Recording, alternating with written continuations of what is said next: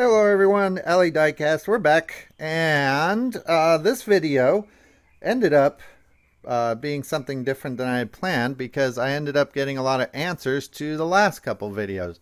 So first, we'll start out with yet another question, and that is, what is this car? This turned out to be a mystery car. So if you're looking at it, I think it's a 57 Chevy, and that Tampo you may recognize.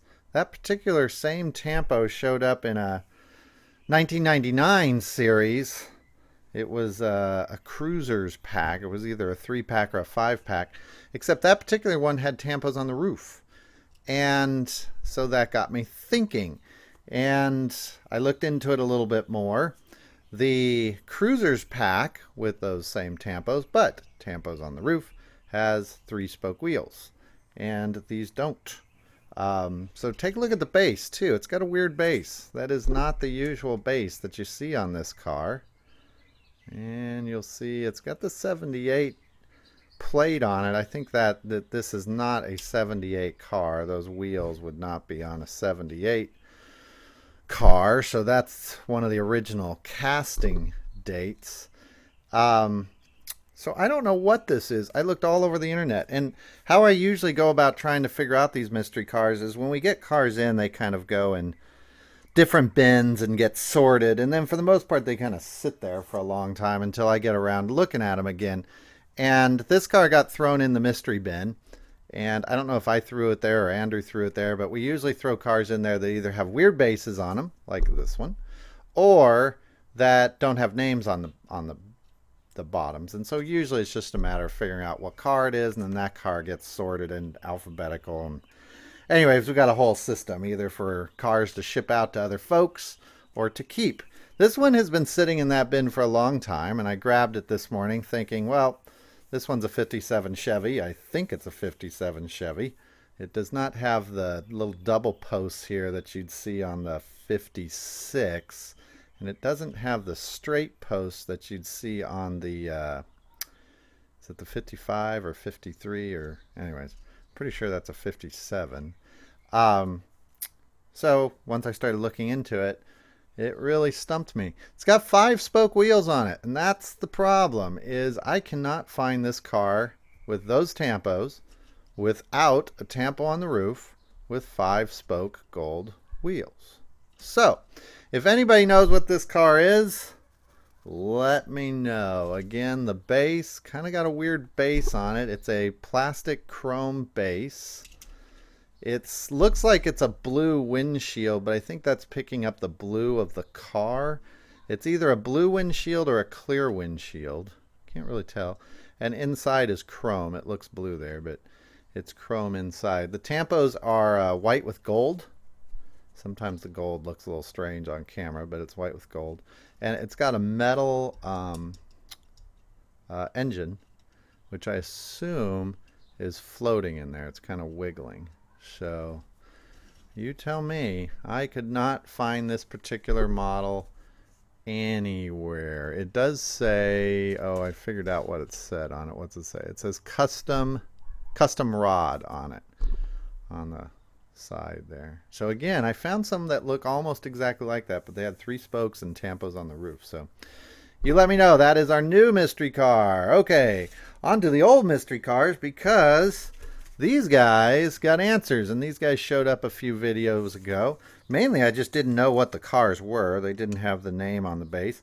DJ89 SSE gave me the answer, and boy, he is good at that. He has given me the answers for a lot of them.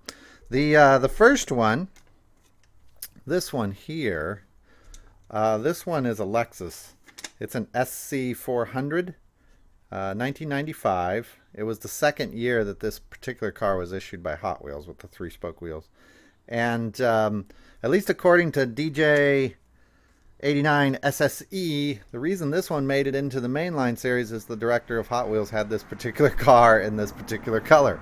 And I couldn't find anything on that to back it up, but that sounds just about like how decisions would be made at a big company, so I'm going with that. So that one is a Lexus SC400.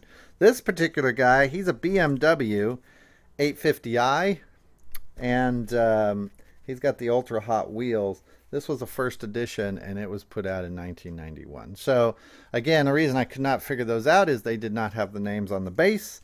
So thank you very much to DJ89SSE for filling that in. And he is good at that. He usually jumps in there and tells me right away. So tell me what that one is there, DJ. Let me know what that is. So, okay, next we've got a little update. This Thomasima that has been showing up in various, let me get a better angle of this here. This one has been showing up in various videos over the last couple months or so. The mystery has been it is listed as having a tampo here on the side. One thing I did not notice that was brought back up to me, and boy, it is small. We'll bring in the magnifying glass, is that this guy, if you can see it there, has Thomasima written on the back. And that makes it one of the variations. So it does not have the tampos here, but it does have the tampo on the back, and it is so teeny weeny that my bad eyesight could not see that until I was told it was there. So that solves part of the mystery with this guy. This one has some weird tampo variations. None of them are particularly worth any money, but some weird tampo variations. All this next is, in the last video, this guy came up. Let me put his package back together here real quick. This guy came up. There we go. And it is a speed machine. There's his tampos. Kind of got like a little warthog tampo on him. And we were joking in the last video about the canopy opens, and I thought I cannot figure out how that canopy would ever open. I got a email, I think it was from Van4All or Van4ALL, a message that he said yes, it does open, and it slides up from the front. And I thought, I still don't see how that's going to work. So we opened it up because this guy's not worth anything, and there's no reason to not open him up. And he looked like a good track car, so we can play with him later. And a couple things about it. First of all, it's got rivets. You can see the green here from the green top. So the metal top isn't lifting up anytime soon. It's got two rivets there. It does have a metal base and a metal body, so it's probably going to make a real slick track car. But I looked into this, and I cannot get this to open. I do not think that canopy is opening. I've tried everything short of jamming a screwdriver in there. But if that thing opens, you tell me how to get it open. I don't think it opens. I did research it a little bit, and a couple things kind of weird about this car. It's also known as a speed seeker, a double vision, and it's based off the original Redline Mantis car, which it looks very similar to. The Mantis has opening canopy, and it's got kind of a strange, it kind of opens up this way. This one does not, and best I can tell, that canopy is not opening. So if anybody can tell me how that opens, let me know. But this car is a little tricky to figure out because it goes under so many names. So okay, on with the cars here, and we're going to go through these fairly quickly. First off, we have, there we go, get this guy. Get this guy in here. Let's use him to get our camera set up. We've got a Skull Rider. This one I just forgot to research, and I don't know much about it. So if there's anything about this I should know, let me know, but I don't think it's worth too much. It's just a very cool car. So I picked it up. Next up, we've got the Mercedes 380 SEL 1991. This one the same year, if it was a black, if it's a black version, I think it was the year before this, but a black version, you get a David Hasselhoff sticker with it, and that one's actually worth some money. This car is early 80s model. It actually is a real car, obviously, but it came out in the 80s. Interestingly enough, if it's a Mercedes 380, or if it's a Mercedes 1000 SEL, it'd be a limousine. Kind of interesting. It's got very sparkly paint. I'm not sure that you'd look all that cool driving down the road with that sparkly paint. But next up, we've got a 3-window 34. A popular car. It's been around a long time. This one's from 2002. Not really anything too special about this except that it's red, white, and blue. And it's a pretty cool looking car, but nothing special about it. Next up, this one's kind of interesting. This one, the Dodge Sidewinder with popcorn on the side from the Snack Time series. Couple things about it. First of all, there's a variation of this car in light yellow and dark yellow. And I'm assuming that this is the darker yellow. I've never seen the lighter yellow. Neither of them really is worth much. But it's always hard to tell what variation you have when you don't have anything to compare it to. This is a real car. It was a concept car. Yeah, real car. Interestingly enough, this thing doesn't look too special here with its popcorn tampos and all. But the real car had a 640 horsepower engine in it. And for a pickup truck, boy, you better be hauling something heavy in the back of that thing if you've got 640 horsepower, or else your back end of your car may end up in the front end of your car before you know it. It was never produced, but it was a concept car for Dodge in 1997, I think it was. But a real car. Often that happens with these. They make the Hot Wheels off of concept cars. Here's a Holden. It's a 2001 edition, so first time we ever saw this for Hot Wheels. And this one has a variation. If it has a clear red wing on the back, it would be worth quite a bit of money, or at least more than this one. This one's not worth much. Be worth around $50. So if you ever see this with the clear red on the back, you should buy that and sell it to me cheap. That's what you should do. Holden's a strange brand. For us here in America, I thought the Holdens were made up. I'd never heard of a Holden. But it's an Australian brand. It's what GM basically markets under in Australia and New Zealand, I think.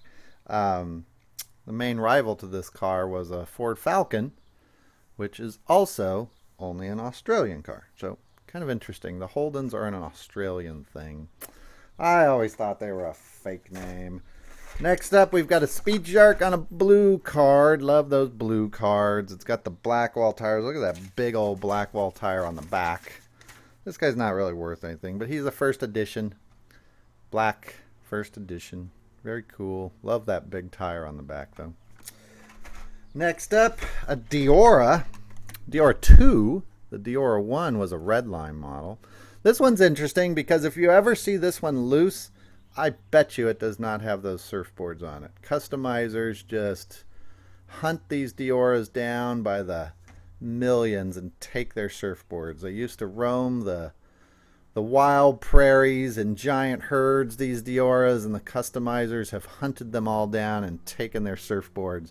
This one's particularly popular because it's got some pretty cool little tampos on those surfboards there. And yes, I am just as guilty. I've killed a few Diora 2s in my life too. The Diora was another car that was a real car, and looking at my notes here, it was a 1965 customized Dodge pickup truck that somebody heavily customized, obviously, and Hot Wheels took their idea from that. I don't know if it looked exactly like this. I don't think it did. But it did have that curved front end on it. Interestingly enough, it got its name because they had a naming contest for their concept car. And a 12-year-old named it Diora, which they thought sounded really cool. When the 12-year-old said, they asked him, how'd you get the name? He said he named it after the word for golden in Spanish, which is Dorado. So Diora, its original name came from a bad contest. So by the way, if this one had 5 spoke rims right there, it'd be worth a ton of money. So it does not.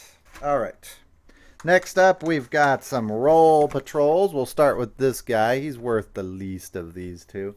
This one has, no it doesn't, Sorry. Ignore that. This is from the Roar and Rod series. Big old zebra truck. I like this one. I have a few of these actually, and this one's going to get given away. But had a wheel variation. The wheel variation on this one, not this one, but the other one is worth some money. And I don't remember what the wheel variation is. The other Roll Patrol we got is this guy. He's on a blue card. Kind of a bland looking Roll Patrol. He does have some crazy graphic on the front. I don't know what that's supposed to be. But he's a tan model. And this particular Roll Patrol has the CT tires. He's from 1992. This is the second edition, which is my made-up version. He's not a first edition. He's a second edition. By the way, CT tires are construction tires. So. All right, next up, we've got ourselves Olds Aurora GTS 1. It's a first edition, obviously. And this one also came in blue and red. First edition. Not too much more to know about it. It's just a cool looking car. So we've got ourselves a Toyota MR2. We saw one of these in the last video. These have been showing up quite a bit. This is a Toyota Rally, even though it says it's a Toyota MR2. The Rally name comes and goes on these. They made a lot of different versions of this. This is from 1999. Interestingly enough, the MR2 name on this guy, which I always thought was some sort of like engine model, what that meant, I thought, was mid-engine, rear-wheel drive, and it's a two-seater, so MR2. But it originally came from midship runabout two-seater, and Toyota thought that just sounded kind of silly, so they finagled the name a little bit. Their acronym changed over the years. This car has its engine is kind of here in the center, and it's in front of the back wheel here, which is unusual. That's one of the reasons it makes a really good rally car, because it's got a real, its center of gravity is in the middle, which is one of the things I look for in those cars. So, and next up, we've got a Ford Focus.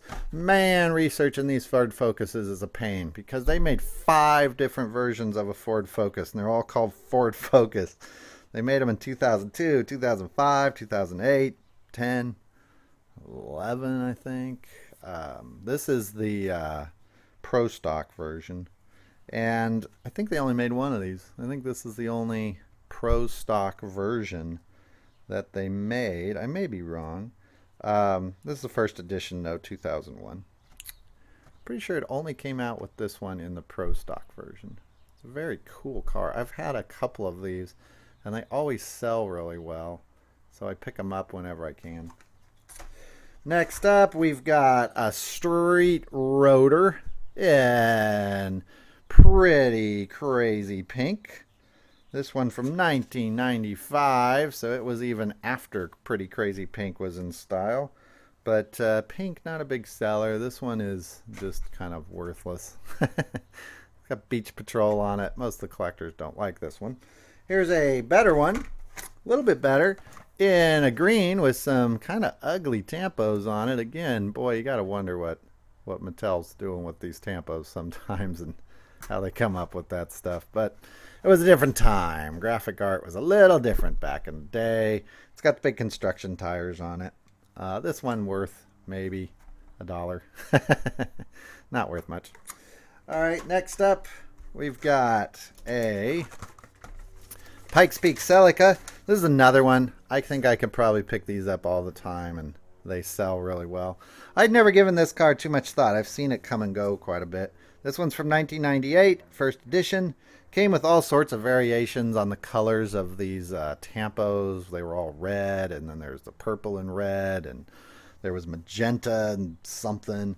But interestingly, this is a real car. It set the record for the Pikes Peak race in 1994, and it's a real car. It was driven by a guy named Rod Millen, who I think is very well known in the racing world. I did not know that. His name's nowhere on it, but You can Google this car. Just Google Pikes Peak CELICA and you'll see this car all over the place. So it's a real car. Next up, we've got ourselves a Range Rover from 1997. I have a few of these. Been picking these Range Rovers up along with power panels because we've got a project on the custom sides ramping up for them. And this guy will probably go for customs. We've got a lot of them. This is not one of the more popular ones from the Biff Bam Boom series. Yep. Next up, Ferrari, a 308. Boy, these Ferrari 308s have been causing me a lot of trouble. If you saw the last video, I really got tangled up with my Ferraris. And I don't know my Ferraris very well. I just know when I see a Ferrari. But if this one had 5-spoke wheels, which quite honestly, I think the 5 spokes don't look as good as these 5-dot wheels. The 5-spoke wheel one is worth quite a bit more. So it's in brown too. You do not see too many brown cars, and it's surprising you'd see a metallic brown Ferrari. Always want to be a part of those decisions when they decide what colors something's going to be. This one's kind of interesting. It's from the Speed Fleet. First of all, the car's pointing the opposite way. Now, I don't know if the Speed Fleet cars did or not point the wrong way. I don't think. Well, it's hard to tell how I think he just may be in there backwards. By the way, I did not pay that much for it. I think I paid about 30 cents for these. So he might be facing the wrong way.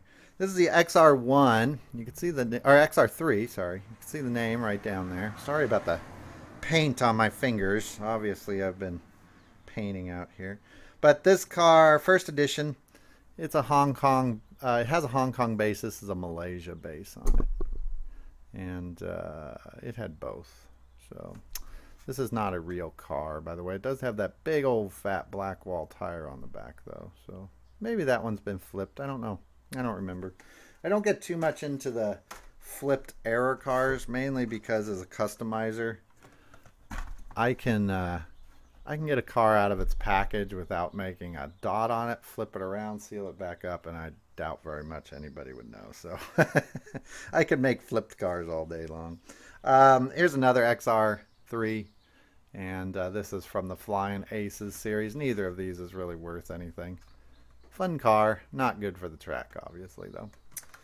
Next up, we've got a Ford Aerostar. Now, this one's kind of fun. This one's kind of hard to find. When I saw it, I was a little surprised to see it. It's not rare by any means, but I hadn't seen one in a while. And this one's really in good condition. It's the first edition. Doesn't have an interior. None of them did. Kind of strange. It's got these kind of mirrored windows. There for a while, Mattel was doing this with a lot of cars, I think, to save money. It's got a crazy tampo on it. But yeah, this guy's probably might be worth the most of all the cars we've seen here. So, and next up, we have Amazon. This guy. A lot of people think this is a real car. It's not a real car. It's a made-up car. It's meant to look like a real car, but it's a made-up car. And this is, I think, the best looking of the Amazons. None of them are worth anything. There really hasn't been a variation or anything of this car that's been too special. No treasure hunts, no supers, no nothing like that. Looks like a car that would work well for that, but nope. And last but not least, a GTO. This guy's a 2008 version. And interestingly enough, GTO's never really had its time in the spotlight. They've made a ton of these. I don't know how many, but boy, I bet there's at least 25 different variations and years of this particular casting. And it's a favorite of a lot of people, but it never really has had anything special done with it. It's got there's a super chrome version that came with a set. That's worth a little bit of money. And then there was a cool customs version that's worth some money. And that's it. Poor GTO's never had his time in the sun. So, Thank you for watching. That was about as fast as I could get through those. Sorry for taking so long. I will see you in the next video. And remember, tell me what this guy is, because I don't know. All right.